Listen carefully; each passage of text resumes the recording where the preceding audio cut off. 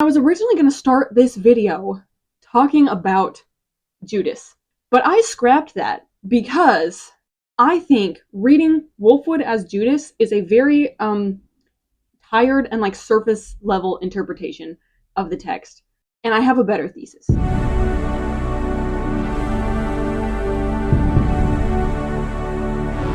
I'm being utterly sincere when I say that Trigun Maximum Volume 8 is one of the best things I've ever read. If I could describe this volume in one word, it's just relief. The first couple of chapters put me in the pit, but by chapter 4, I was like on my hands and knees, like smacking the ground. Like, how can something be this good? How does some Catholic Oji-san just wake up one day and decide to write something this good? It's unbelievable. This volume has everything. Blanky Vash. Legato gets shot in the face. Wolfwood covered in blood and praying. The girls return. Vash goes full angel mode and says some insane things. The biblical symbolism is so extreme. I was looking around like, chat, is this real? Are you seeing this? Is this honest to God a real published manga and not something I dreamed up for myself as pure wish fulfillment? It's everything I ever wanted. I read this volume in a single sitting while I was alone at night in my empty house, and my roommate was working a late shift, and I was frantically texting her, like, you need to get home right now. Something just happened to me. I'm running up and down the stairs on all fours. I'm chewing the drywall. I'm running at tremendous speeds down the California highway. They're gonna have to sedate me and take my corpse to animal control. So, buckle up, because this is gonna be a long one. Knives has begun his crusade, and the unsuspecting people of No Man's Land are none the wiser. The enormous lair where he lives is, believe it or not, a functioning ship. He gives the command to take off, and the ground shakes and cables snap as this enormous piece of infrastructure, what was a building, is now up in the sky and flying away. Inside the ship, Vash has been stripped of his coat, his glasses, his arm, everything, all his gear. But at least he's not naked this time, and they let him keep his pants, and for some reason that gay little earring. But somehow he looks more naked in these shorts than when he's been naked for real. Like, I've seen this man's bare butt cheeks and was unbothered by it, but when I see him in these little shorts, especially later on, like when we get to chapters 4 and 5, I'm like, get him some clothes. Maybe because when he was naked as Eric's, he had a beard and long hair and glasses, and he looked like a whole man. But by the time we get to chapter 4 in this volume, he's been half naked for 4 chapters and 7 months, and he's lost muscle, and he's smaller, so he looks not fragile, but like exposed. For some reason, he looks younger. I think it's because his hair is short and it's like down, and his fringe is in his face. He's been stripped of everything, and he's questioned by Knives while Legato contorts him and forces him to balance on the stump of his left arm vertically with his legs up in the air. It's like a torturous inversion of Trimax Volume 1 when Vash was doing his morning routine and he was doing like a one-armed handstand. Back then, he was a picture of control and discipline, and now he's in that same pose, humiliated, not in control of his own body, being questioned and lectured by Knives, while Legato will, at a moment's notice, start twisting his body if he says anything to piss off Knives. It's funny, because Knives in the last chapter said he was done trying to reason with Vash, but he's still trying to explain himself to Vash right now. He blames him for the death of all these plants, saying, if you hadn't interfered with my plans for these past 150 years, they wouldn't all have died. Okay, bro just learned about the last runs like last week and has already decided everything is Vash's fault forever. But Vash says, I know about the last runs. I've seen them. I've known about this. I know that they're forced into overproducing and they're not dying natural deaths. But I also know that humans cannot survive on this planet and they will die without the plants. And whose fault is that, Knives? He's getting more bitter and furious as he goes on. Who forced humans into inhospitable conditions where they are forced to kill plants and other men to survive? Who stranded us all, plants and humans, on this hostile planet? Whose fault is it, Knives? He kind of cooked him. And Knives knows it. He, in his own words, a couple chapters ago, he admitted to his sisters that he sinned when he caused the big fall because he wasn't thinking, and it led to so many of their deaths. So he can't really answer Vash. He just lets Legato torture him instead and watches with disinterest as Legato slams him into the floor and twists him up, and Vash just screams in pain. Wolfwood, meanwhile, stands on the surface of the planet, smoking a cigarette and looking up into the sky. His eyes just look hollow. Knives leaves Vash and heads for the control room where Elendra is piloting the ship. The feds have been radioing and ordering the ship to get out of the air. Knives, of course, ignores the warnings and tells Elendra to send out the cleanup crew. The civilians on the ground marvel at the spectacle of this ship, one of these dead relics from 150 years ago, flying through the city's searchlights, where the feds are confident that with their artillery they can take down whoever this is in the ship. But a trio of men approaches the troops on foot. There's a big man, a man in a wheelchair, and a thinner man carrying a giant cross. Wolfwood reluctantly fires a single missile at the troops, and it barely hits them. Some of them get blown back by the shockwave, but Wolfwood is clearly going for minimal damage because he has no other way to disobey orders. His body language is so defiant when he shoots, and Chapel hates Wolfwood for it. He drips with contempt. He hates that his creation has gone soft, all those years of special training undone. All the tenderness of humanity that he worked so hard to drill out of Nicholas has come back. He just keeps jeering and laughing at him, and he commands Wolfwood to kill for him, for his entertainment. He wants to watch. Wolfwood just stares back at him with such hatred and disgust. So Livio steps in and kills all of these men in front of them so brutally and efficiently that it freaks Wolfwood out, and he puts his pistol to the back of Chapel's head and he says, "Enough."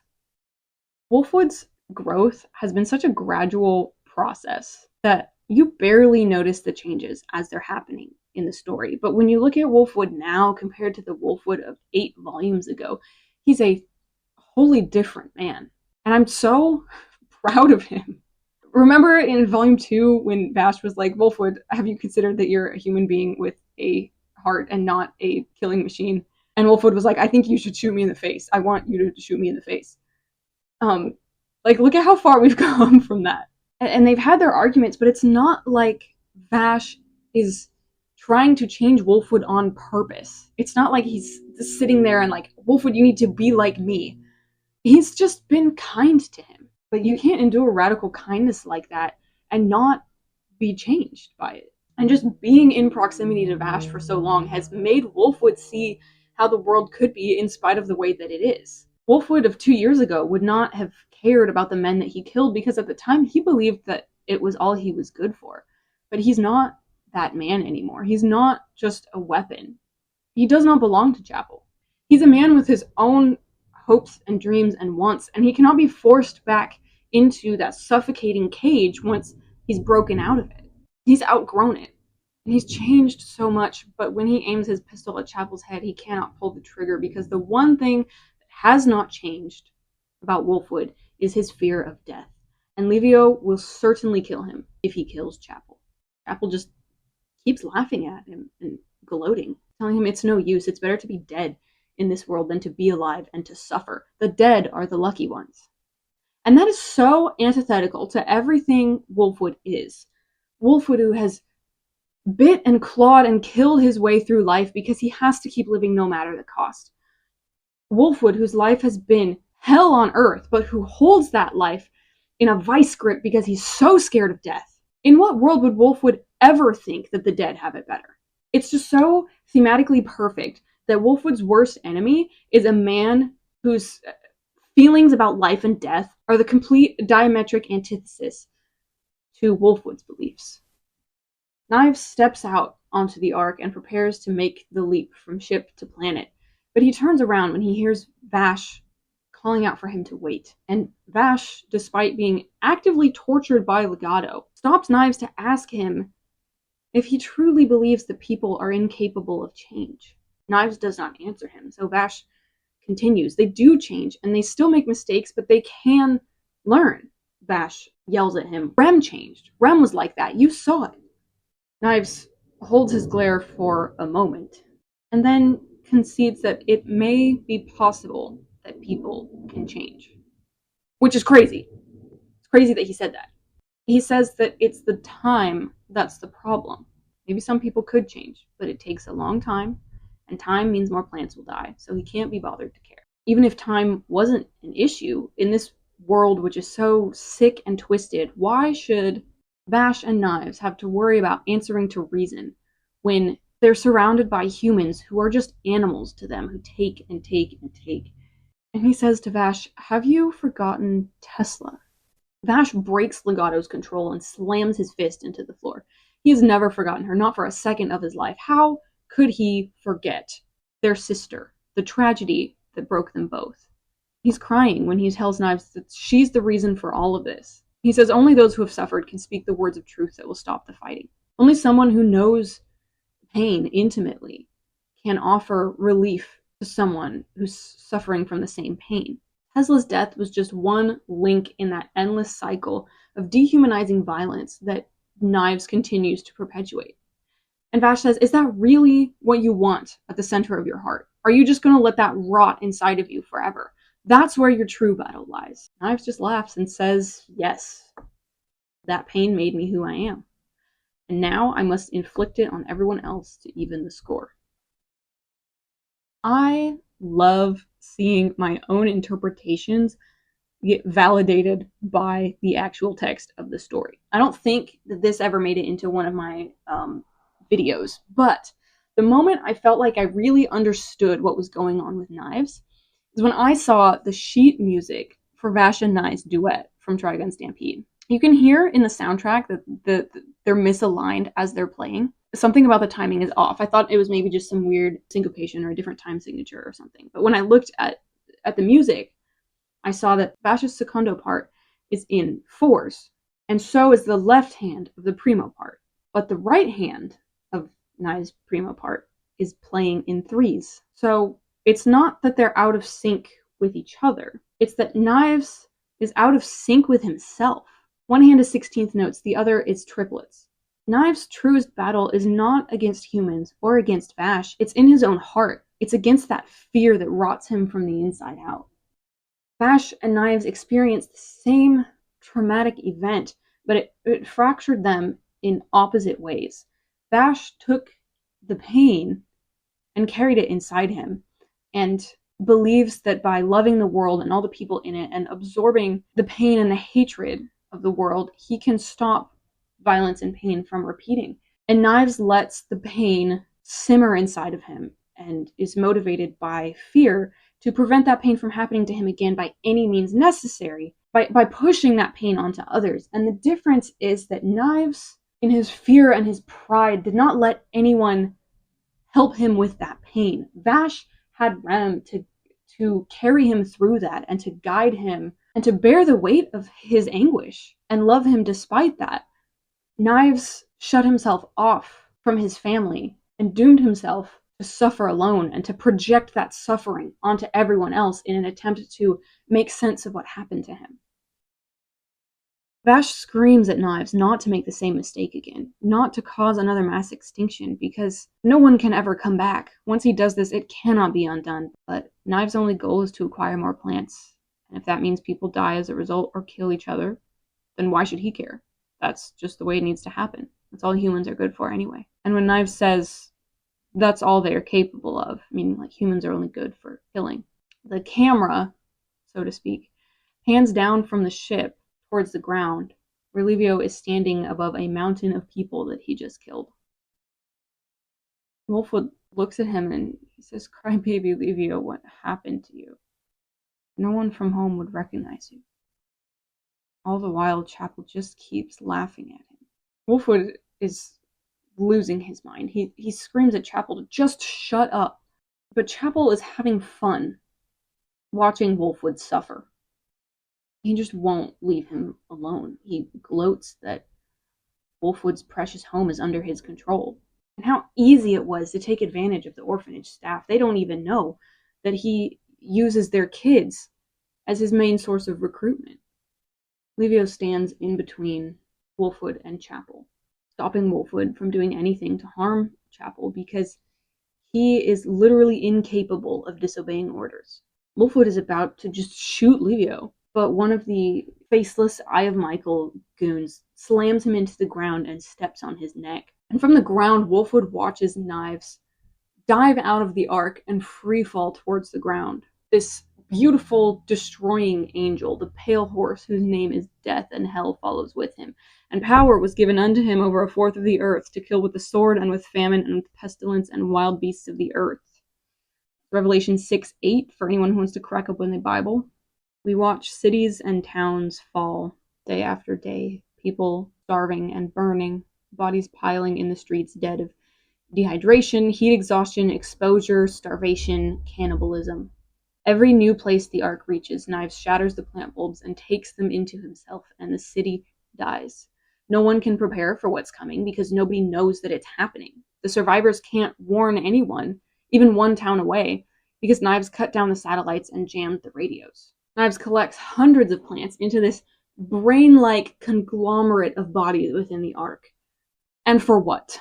How is stealing them for himself and overriding their bodies and their minds to use them to fuel his crusade any different than the treatment they received at the hands of humans before? They're still slaves, they're just his slaves. He thinks he has a right to them.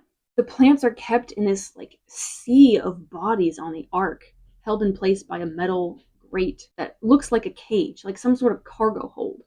The people of No Man's Land fight and die and starve for 7 months. The Eye of Michael cleans up any resistance on the ground, and Elendred defends the Ark from missiles in the air. Vash rages against the destruction from his tiny cell in the floor of his ship, but Legato keeps him under constant restraint, and he can do nothing. The level of this destruction and suffering is incomprehensible, but one snapshot of it shows us a tiny child crying over their dead parent's body. In the panel directly following this, Wolfwood is consumed by helpless fury and sorrow. The sporadic information that did arrive only inflamed the fear and panic. Unease and fear led to a breakdown of order. The world returned to the same conditions seen in the earliest days of its history. The world dried up and became eerily quiet.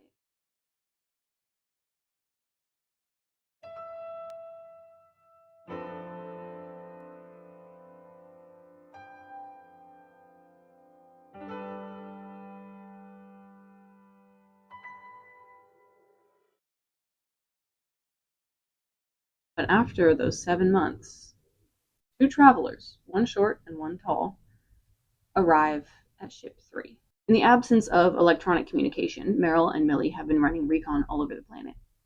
And Meryl brings a grim report to Luida. Almost no city in the southern hemisphere has survived. The main aid that the survivors need is food, but with so little infrastructure left, there's no efficient way to distribute goods. Luida had thought as much, but she still pledges to help in whatever way she can. There are rumors that the feds plan to restart a campaign against the Ark, but many people doubt if it will be effective. Brad has spent the last 3 months restoring a couple of small ships and fitting them with the heaviest firepower that they can handle, and he's just about ready to launch a stealth attack at the Ark. Meryl seems surprised that they're trying to fight back, but Luda refuses to sit idly by. It would be a lot easier for them if Vash were here, but he's not, and they have to do whatever they can. Meryl tells Luda that she knows everything about Vash now. She saw his memories of July. And when she tells everyone exactly what she saw, some of the crew have second thoughts about attacking the Ark in the event they trigger another explosion from Vash. But Luda says it's a risk they have to take. She trusts Vash to handle himself. She remembers him years ago, assuring her that not to worry about him. He can handle Knives. And yet, Luda has this terrible thought. If Vash goes haywire again, and something on the same scale of the July explosion happens, even if it kills more people, it just might kill, or at the very least, stop Knives too. She hates herself for thinking this, and even starts to cry because she doesn't want to trigger Vash or cause another disaster, but part of her thinks that if it did happen, maybe it wouldn't be so bad for humanity in the long run. And then there's a hard cut to somewhere else, a different time, in a completely different place. And we, as the reader, are looking from the point of view of a plant inside her bulb. There's a child and his mother outside admiring how beautiful she is. The child asks his mother what that lady is doing inside that bulb and why is she in there. And the mom explains to him that she's working. She's working hard, making our meals and all the things that we need to live. And so we should tell her thank you. They both bow and they thank her, and a plant technician comes through and starts talking to the mom. And while the adults are distracted, the boy keeps watching the plant with wonder. And the plant must be watching him with favor and curiosity as well, because then his face lights up and he says, "Look, look, look, look, she smiled, Mom, look." And then Knives opens his eyes. Hello? He's standing above the sea of plants on the ark, and he looks around and he's confused and sweating, and he looks a little bit scared. And it looks like Vash, too, saw the same thing that Knives just saw.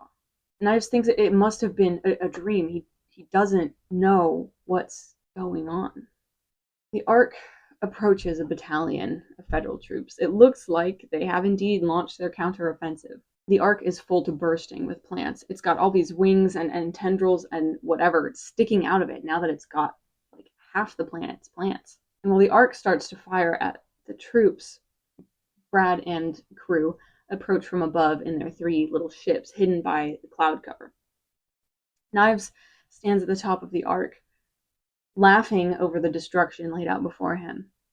And he's hit again by a vision or memory from one of his sisters. He sees dozens of kind and grateful people with smiling faces going about their day-to-day lives. I think this may be happening because he's crossed a certain threshold, right? The plants to Knives ratio is too big, and they're kind of taking over. But I like to think that his sisters are fighting back. I think that they are sharing with him things that they've seen, and they're showing him the kindness that they've received.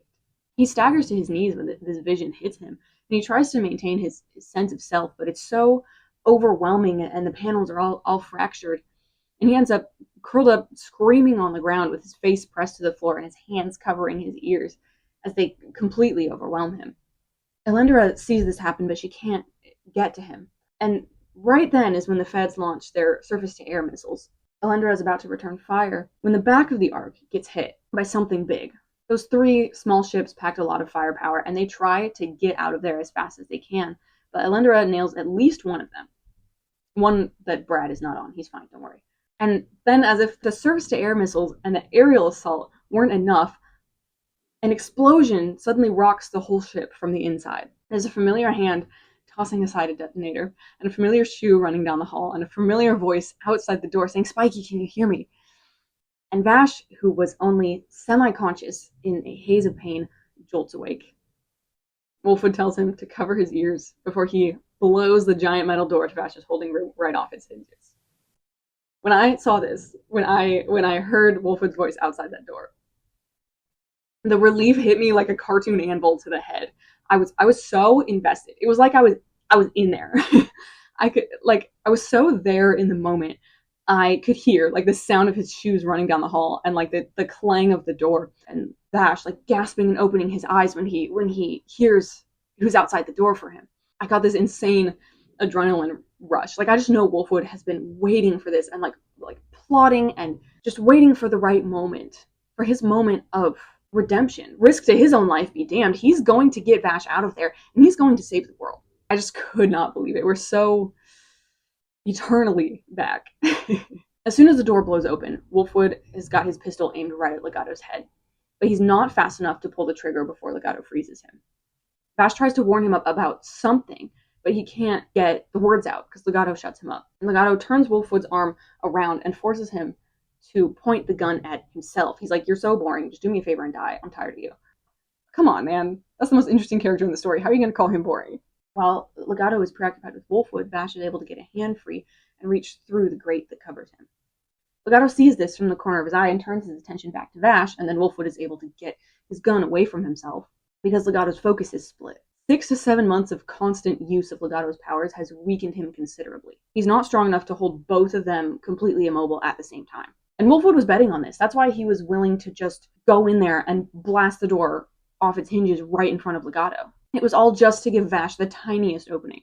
Legato whips back around and makes Wolfwood point the gun back at his temple. And Vash gets his hand out again, and Wolfwood tells him, "Go now." And Vash generates a tiny angel arm, just like an angel finger, and creates an orb of light that swallows enough of the grate that he can get himself out. He claws his way up from that pit like a dead man resurrecting. This hole is not his grave. Look at the skill and spirit with which I rise from that which resembles the grave, but isn't. I think it's very possible that Vash has near complete command over his plant abilities now that he's had 7 months to hone his control against Legatos. As soon as Legato sees Vash back in the land of the living, he smashes him to the ground, and Vash blacks out, and Wolfwood then shoots Legato point blank. By this point, I'm clapping and cheering. I'm having so much fun. Unfortunately, although Legato is wounded, he is not dead, and he yanks Wolfwood's arm with his brain powers again and makes him shoot himself in the ribs. And after that, Legato is out of commission. He is unable to do anything more, and Wolfwood picks Vash up and carries his limp, half-naked body out of there like a sack of potatoes on his shoulder. One hand holding Vash, one hand dragging the Punisher, a gunshot wound to his side, and he has never been more beautiful to me. If you want to walk out of hell, you're going to have to prove it before gods and men. And he did. In front of God and everybody else. But who should be waiting for Wolfwood, standing between him and freedom? Who else but Livio? He stands at the top of a staircase, giant and immobile. Wolfwood pleads with his brother to let them through, to let him save this man who could be their salvation. He tries to appeal to Livio's memories, to make him remember how they came out of nothing and they found a home together at the orphanage. And for the first time, Livio speaks. He says, I am no longer the same person I once was. I don't protect people. I follow orders. They stand there, brothers divided by a chasm, as smoke blows through the ship, obscuring their view of each other like a wall between them, and Wolfwood steels himself for what he must do. Livio leaps across the gap in a single enormous bound, and Wolfwood just barely ducks out of the way, but Livio pumps him full of bullets. He drops Vash and the Punisher, and all three of them go almost tumbling down a staircase. Wolfwood was already in bad shape, but now he's hacking up blood, and if you thought things weren't bad enough, Chapel rears his ugly head. Wolfwood is able to launch a missile at him, but it misses, and Chapel comes barreling at him. Wolfwood fights with all he's got and for all he's worth, but Chapel hits him with another volley on what top of Livio and Legato had already done to him. Wolfwood and Vash and the Punisher tumble down the stairs. Vash is still entirely unconscious, and Wolfwood is trailing puddles of his own blood. I cannot explain to you just how much blood is coming out of this man, and we're not through. Wolfwood slumps against a wall next to Vash. His face is in shadows, but his eyes are pinpricks of light, burning with determination and fury and fear and the will to live. There's something about this panel, man. His pretty shoe just smearing through that puddle of his blood. It just makes me so crazy. So yummy. Wolfwood has always fought like a wild dog, and he's always been at his best when he has something to protect. And right now he's fighting like we've never seen before, because he is protecting the entire world. So he raises his gun, tries to shoot at Livio, only to be shot in the arm a dozen times more. His vision is going black. He sees his kids in his mind's eye, chief among them, Livio, smiling, looking nothing like the monster bearing down on him in this moment. Wolfwood hauls himself back up. It's not over yet. It can't be over for him. Not when he's come so far and he's given so much. He's hemorrhaging so much blood. It pours out of his mouth and his body, and that's Livio right there in front of him. That's his baby. He drags himself to his feet. He takes up his cross once again. Livio, I saved you, he says. We needed each other to survive. He's rocketed through with another volley of bullets, and then another, and he can't make himself move anymore. He can barely think. All he wanted was to protect what he loves, and now life and love are being stripped away from him. And he cries out, oh God, oh my Lord, can I not be forgiven for my past? Can a murderer only ever be a murderer? Am I wrong? And he falls. When he falls, feathers catch him. Vash steps over him, shielding him with his own body, catching him before he hits the ground, blocking the bullets with his feathers.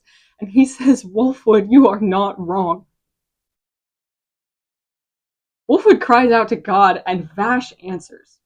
I don't know how he heard him, but I don't care. He shields Wolfwood with his feathers and his own body and declares him justified. I cannot tell you how important to me it is that despite everything that he's been put through and everything that he's done, Wolfwood still clings to his threadbare faith in God with a death grip. He wants redemption and forgiveness from God more than anything. He wants so badly to be good. And God, in his mercy, sends him an angel. God is sometimes depicted in Old Testament poetry as a mother bird who shelters his people under his wings. Psalm 91:4 says, "He shall cover you with his feathers. Under his wings you will find refuge. His faithfulness is a shield and bulwark." The whole poem is so beautiful. I think you should go read the whole thing if you want. It's pretty short. It's about how God protects and delivers the person who is faithful to him. Verse 14 and 15 say, "Because he loves me, I will deliver him. Because he knows my name, I will protect him. When he calls out to me, I will answer him. I will be with him in trouble. I will deliver him and honor him." So if Vash is a Jesus type, right? He's a Jesus allegory. This imprisonment is his death, and the rescue is his resurrection. Some Christian denominations teach what is known as the harrowing of hell. That in the 3 days that Jesus was dead, he descended into hell to rescue souls from damnation and brought them out with him when he resurrected. This is Vash's harrowing of hell, and he's pulling out Wolfwood with him. The author is getting so heavy-handed with the symbolism, but I do not care. I'm eating up every morsel of it. The drinks Vash shared with those men in Volume 7 were his last supper, and Wolfwood, as Judas, did not partake in that supper. But Wolfwood is not Judas the betrayer. He is St. Peter who ran from Jesus but was restored. He is St. John, the disciple whom Jesus loved. He is the prodigal son who was welcomed home with open arms. And I truly think that Wolfwood is not actually a Judas figure at all. I rewrote the whole intro to this video because I had started by talking about Judas, but the more I got into it, the more I realized that Wolfwood was never intended to be Judas. He is Judas to Knives. If Knives is an inverted Messiah figure with his 12 apostles, then Wolfwood is the Judas to Knives. But he was never intended to be the Judas to Vash. He, to me, is a pretty obvious St. Peter allegory. St. Peter, who was one of Jesus' closest disciples, if not his closest friend, who was a very brash man compared to Jesus' pacifistic ways, who one time was so eager to defend Jesus that he cut off some man's ear, and Jesus was like, "Hey, don't do that," and picked up the guy's ear and miraculously reattached it. Like that's the kind of guy that we're talking about. And he swore up and down he would never do anything to abandon Jesus. He would be with him forever. He would always be by his side. But when Jesus was arrested and sentenced to death, Peter, fearing his own death, denied on 3 separate occasions that he ever even knew the man. And he ran away. And it caused him so much grief and suffering that he abandoned his Savior in his Savior's time of need. And so after Jesus resurrects and reunites with his disciples, he goes to Peter and he asks him 3 times, "Peter, do you love me?" 3 times to restore him for his 3 denials. And that narrative, that arc of straying and then restoration is much more in line with Wolfwood's story than the story of Judas, who betrayed Christ and never sought redemption and ended up killing himself because of it. And he's never restored back to the man that he betrayed. So I reject your Wolfwood is Judas hypothesis, and I raise you Wolfwood is Peter. And I have a third theory that I'm cooking right now, but you'll have to wait to hear it until it's ready. Okay. All right. Once Wolfwood sees that Vash has him, he finally lets himself lie down to rest now that he's safe. And Vash says, "Wolfwood, I'm so sorry. I need to apologize to you for so many things." But Wolfwood just tells him to shut up and get to it. Don't worry about him. He won't die. He's got way too much left to do. Chapel interrupts, and Vash is like, "Don't even speak to me." He's got his angel arm out, and it's not activated yet. But he's like, "If you interfere with us, you'll die." And then something happens to Knives at this moment. There's this enormous white silhouette of him above the ship, and then a knife wing swipes at Vash. Elendra appears at the top of the stairs and tells Vash if he makes a single move, Knives will know immediately. It's like this ship is his own body now. Like he and all the plants he's fused with have also fused with the ship. Elendra tells Vash to give up. And Vash, his head was bowed, but he looks up. And he looks at Wolfwood. And he's smiling when he tells Elendra, that man, he bet his life on me. He feared death twice as much as anyone else, and he fought so hard to stay alive. And he stands up and he says, do you really think I care whether I can win or not? He's reason enough for me to fight.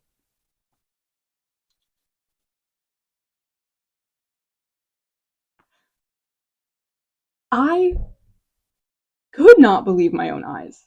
What is happening? This is like levels of character dynamics and wish fulfillment and beautiful proclamations that you only get from fanfiction. Do you see why this had me clawing at the walls of my enclosure?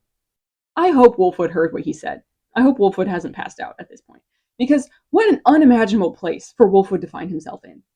Wolfwood, who was always the protector and the defender, who never had anyone to fight for him, who has always been valued only as a weapon and never as a man, to see Vash stand up in front of him, protecting him, saying that he stakes his life on Wolfwood. Vash put everything on the line for this man who put everything on the line for him. More than everything, because Vash knows how afraid Wolfwood is of death, but Wolfwood did not waver even once.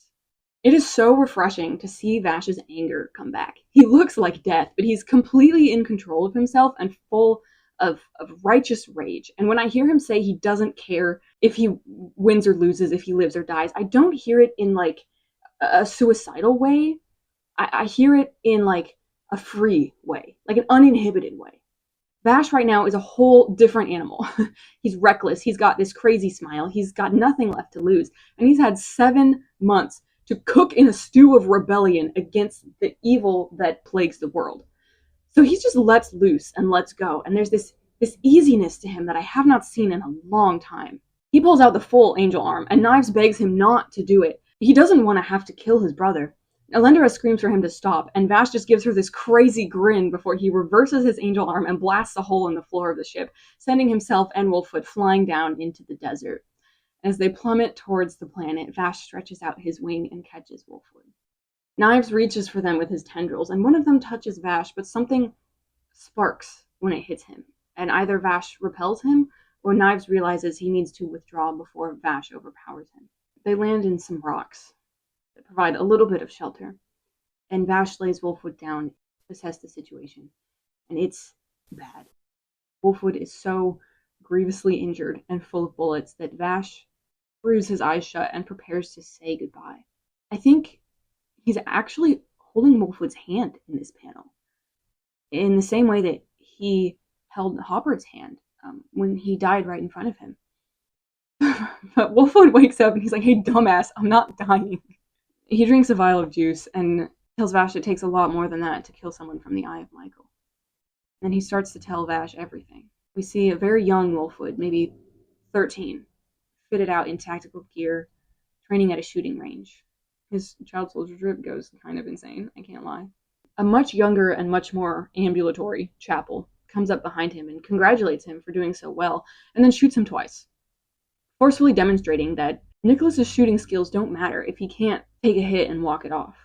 Nicholas is forced to undergo surgeries and experimentation to strengthen his muscles and his senses and his bones' healing abilities. Every aspect of himself is cut apart and restructured according to what the Eye of Michael wants, according to what Chapel wants. Now, I'm honestly amazed he had the will and the rebellious drive within him to shoot Chapel and break away after so many years of this indoctrination. Wolfwood hides his face from Vash when he tells him that the modifications to his body have forced him to age faster, and if he went home to the orphanage, the kids there wouldn't recognize him.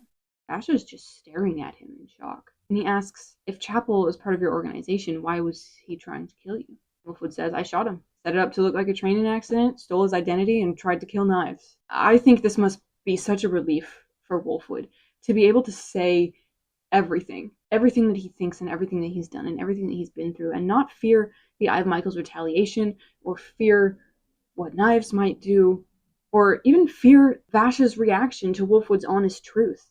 He's exsanguinated and exhausted, and Vash is naked and malnourished, and they're sitting in a cave in the desert with nothing to their name, but they're alive and they're free.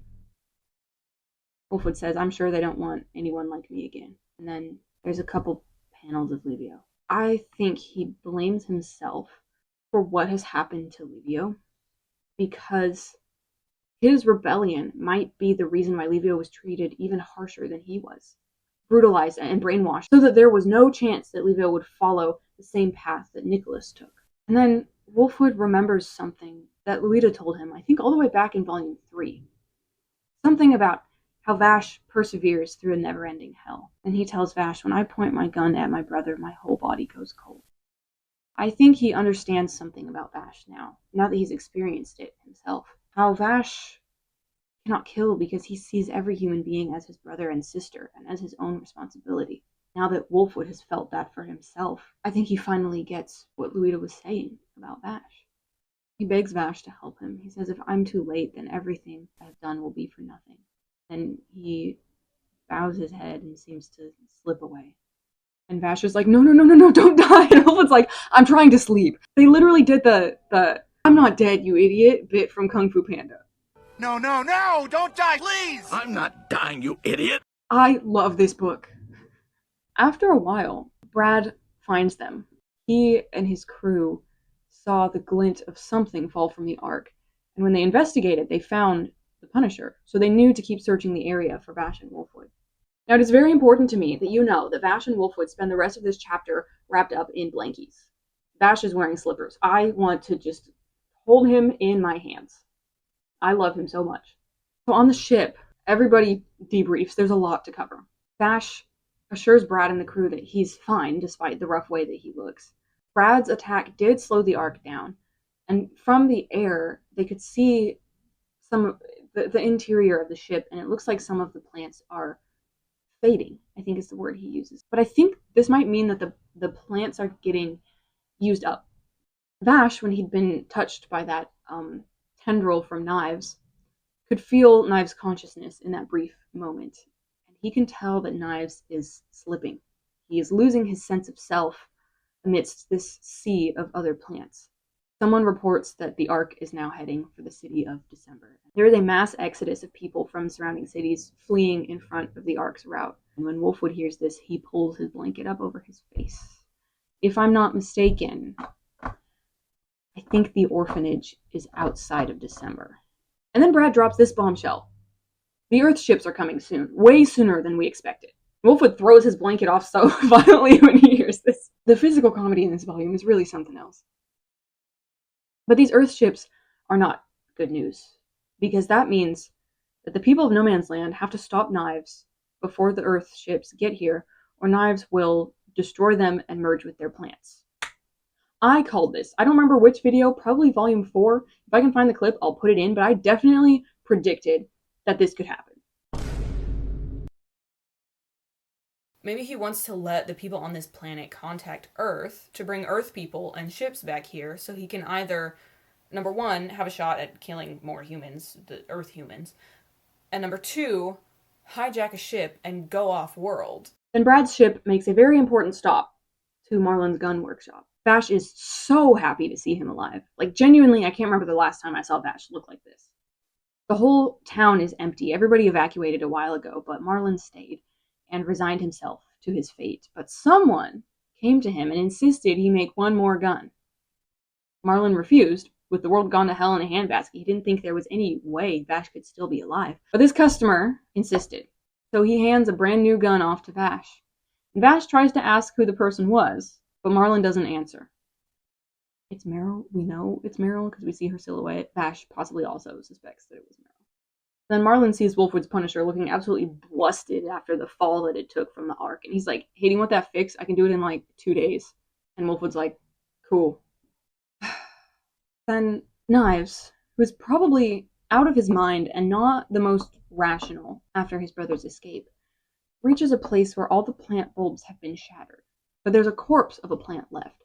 And I kind of wonder if the people who fled their town before the ark got there killed their plants when they left to stop knives from assimilating them.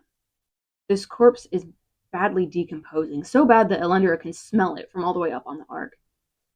But Knives jumps down there anyway and cradles this rotting plant tenderly in his arms and absorbs her into him and swears never to waver again. And in his mind, he says farewell to his brother. Something about this scene of Knives and the dead plant was really beautiful to me. I don't know if it's the gentle way that he holds her or the way that he doesn't care that she's disgusting. He almost seems to treat her with more dignity than the other plants. I don't know why. And I don't know why he chooses this moment to say a goodbye to his brother. Knives has said so many times in the past few chapters that he's going to kill Vash, but he always falters at the last moment. So maybe he's resolving that he will kill Vash. But I really don't know that he could. I know he doesn't want to, even if he thinks he has to. And I think that if anything happened to Vash, he would be beside himself with grief.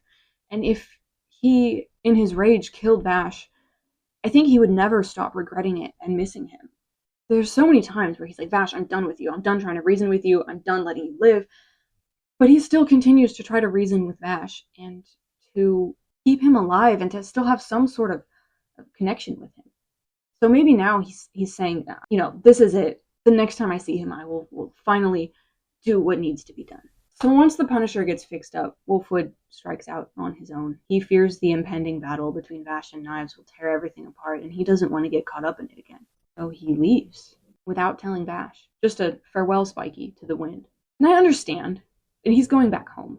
He's going to protect the orphanage from what's to come. But I also think he's running away. I think he is avoidant. He has received so much from Vash, and it makes him want to run away because he doesn't know how to handle it. I wish he would just tell Vash, though. Tell Vash where he's going, what he needs to do. Because Vash wouldn't want him to just leave like that. Vash would want to help him. And I know Wolfwood probably thinks that this is just some small side quest, and it's his responsibility, and Vash has bigger things to worry about, but I don't think that Vash would see it that way. I think that Vash would want them to stick together. And that's the end. But not quite the end, because there's a bonus chapter about Wolfwood. A younger Wolfwood, still grown, but younger than the Wolfwood that we know today, carves a little wooden bird as he's hitching a ride in the back of some guy's truck. He watches a real bird fly over him as he carves, and he wonders if, just as humans look up at birds and see them as a symbol of freedom, he wonders if maybe birds look at people on Earth and envy the security that they have on the ground. He gets to his destination, which is a big house surrounded by heavily armed guards, and they refuse to let him through until a young woman shows up who's been expecting him. She hired him as a priest to perform a funeral for her father. So the men reluctantly let him through, but the girl, her name is Maylene, she takes him by the hand and brings him to the house where she makes him tea and tells him what's going on. The guards outside are the henchmen of a loan shark named Oricano, and they're not protecting her, they're imprisoning her. Maylene's father, who had just died, owned a plant, and that's how they made their living, but the plant got sick and they had to borrow a lot of money from Oricano to care for it. And now that her father is dead, Oricano has given her an ultimatum. She can either relinquish the plant to him or keep the plant and marry him. Maylene, while looking out the window at a bird, tells Wolfwood that her whole life has been dictated by other people's choices. She was an orphan, and while she's fortunate enough to have kind people to look after her, she wonders what it would be like to have the freedom to choose a life that she wants. Wolfwood tells her it's not worth wondering about. That bird out there that you think is so free has to fight for food and survival. It's in bad shape. It's probably jealous of her gilded cage because she at least has food and safety. And if you're thinking, wow, that's kind of a weird thing to say to a girl who's being financially abused and coerced into an unwanted marriage, you'd be right. But it will make sense in just a moment. Wolfwood lodges at a saloon for the night and mopes over a shot at his table because Maylene didn't recognize him. Maylene is his sister. She came to the orphanage as a baby when he was very young, maybe 8, and the only thing that would get her to stop crying is when he would hold her. So the woman at the orphanage put him on Maylene duty, and he becomes responsible for this baby. Anybody else in this room been a parentified child since age 8? Is it just me and Wolfwood? He's not happy about his baby responsibilities at first. He's so cute with his like accent, not an accent, but like his dialect, his way of speaking. It's so cute to hear coming out of like little baby Wolfwood's mouth. He's like, I'm an orphan too, ain't I? You're just taking advantage of me. But he very carefully does what he's told, and he does a really good job. He feeds her, takes her out on walks, and reads to her, and changes her stinky diapers, and sits with her outside to get some sunlight and watch the birds. And he carves a little wooden bird for her to play with. She grows up. She learns how to walk. He takes care of her for over a year, and eventually a family comes to adopt her. He knew it was bound to happen. She was smart and cute, so of course someone would want her. And I just realized how heartbreaking that is. Wolfwood was certain that Maylene would get adopted because she came to the orphanage as a baby. It's just kind of a fact of life that the older a kid is, the less of a chance they have to be adopted. And Nicholas and Livio and the older kids who just keep getting older and realizing that maybe no one would ever want them. Or maybe somebody did want Wolfwood, and he just wasn't allowed to go out to a family because the Eye of Michael already had a claim on him. Ever since he was a literal child, Wolfwood has been valued chiefly for the things he can do and the skills he has, not for his personhood, not for just being Nicholas Wolfwood. He didn't have any agency as a child at the orphanage. And the Eye of Michael stripped him of agency even further. And when he does exercise agency and rebel, he finds himself under the thumb of knives. And then Vash and the girls blow into his life like a summer thunderstorm. And suddenly he's wanted. Not for the tool he's been turned into, and the contract killing he can do, or even his priestly duties on the side, but just for who he is. There are people in his life now who care about him, and who want to help him, and who love him for nothing in return. This volume is such a crowning moment for him because he's finally able to exercise agency in a way that matters.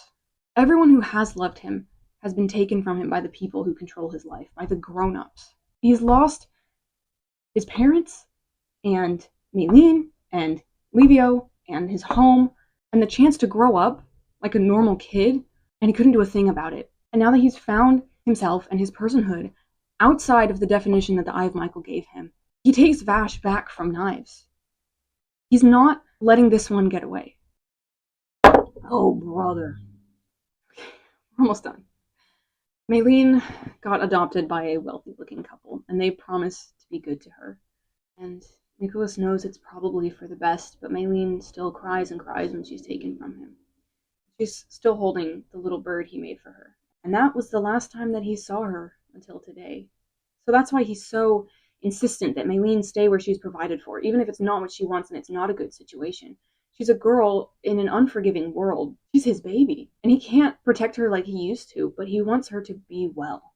But these things are never so easy, and he's about to find out why Maylene is so opposed to Orkano's offer, because this guy sucks. This greasy, foppish dandy, flanked by goons, barges into the saloon shouting for Mr. Priest, who so graciously helped his fiancée. Orkano thinks that Wolfwood is the reason Maylene has turned him down. It was the opposite, but of course Orkano wouldn't believe Wolfwood if he told him the truth. He's like tweaking absurd style and has his cronies bash in Wolfwood's face because he's convinced himself that not only has this priest given Maylene delusions of independence, but also that he slept with her. Wolfwood's response is actually the most unhinged thing he's ever said. I was screaming. People collapsed. People died. Wolfwood makes an escape up to his room, and he finds Maylene inside, armed with a rifle. There's no dialogue for a minute as they just take in the situation. Wolfwood realizing this girl is armed and scared in his room, and she sees his messed up face. And once they do start talking, it's like the dialogue is really, really good. They're both upset and scared and questioning the other person, but neither answers the other's questions directly. It's like an argument, but not really. They're angry, but it's because they care about each other. Wolfwood says, "What are you doing in my room?" And Maylene says, "I'm sorry, I had to hide." And Wolfwood says, "Did you reject him?"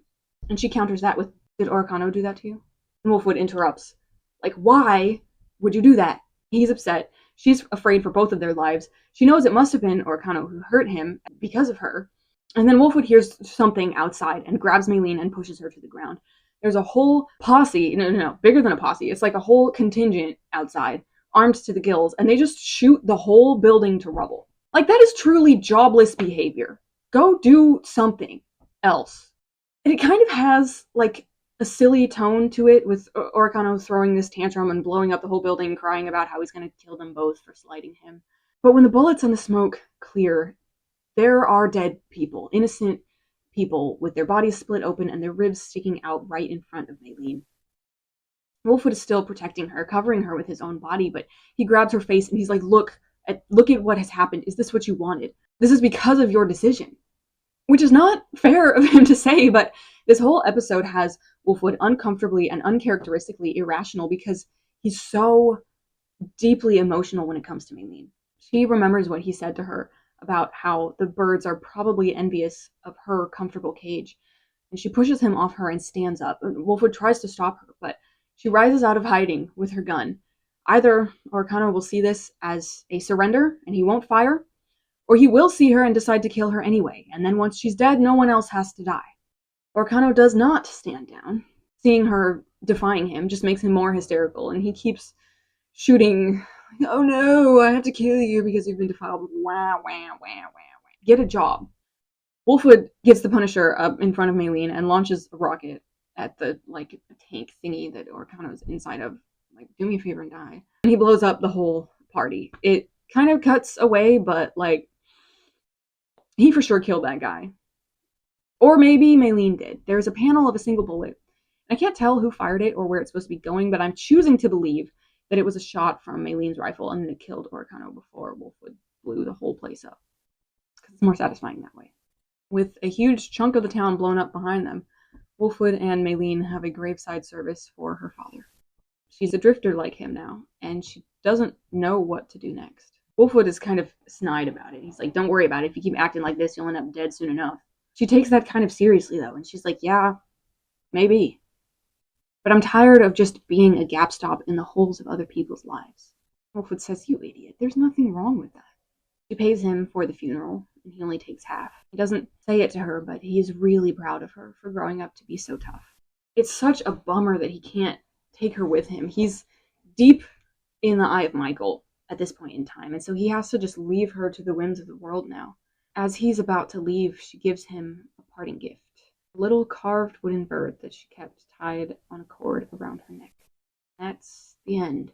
I think that even if Maylene does not remember him, she must have recognized his name. She must have known somehow, right? Like maybe her parents would have, still told her stories about how when they picked her up from the orphanage, she didn't want to leave her big brother Nico. Maybe she still knew his name. Why else would she give him the bird? Because this last chapter goes into orphanage territory, I assume Volume 9 will be Wolfwood and Livio-centric. And that's where we'll get their flashback, and it'll flesh out their relationship. I am certain that Livio will be saved. You can't set up Wolfwood, former cold-blooded killer who has turned not so cold-blooded. You can't set him up in opposition to someone he loves and not let him save him, right? Because everything Wolfwood has learned up until now will help him save Livio. He's learned love from Vash, and that love is going to extend to Livio. It already does. It just hasn't taken root yet. And also, because in Stampede they introduced Livio so early and so sympathetically, I am more than convinced he will get his freedom from the Eye of Michael. I don't know that I have much else to say in conclusion. I am most of the way through the story, and I still have not seen how Vash lost his arm. I'm surprised that hasn't happened yet. That seems like a pretty important scene to cover, but I guess it will come later. I'm cooking an insane Volume 8 themed painting if I haven't already posted it, so stay tuned for that. But yeah, I do sell prints of my Trigun art, some of it that's big enough to print, if anyone's ever interested in that. You could buy a print of Angel Bash, or yeah. So as always, thank you for watching. This was so much fun to make. I'm having the time of my life right now, and I'm so grateful that all of you are coming along with me. Tell me about your reaction to reading this volume for the first time, because I want to know. Yeah, I want to hear it. Tell me all about it. That'll be it for now, and I will see you next month for Volume 9. May the Lord bless you and keep you.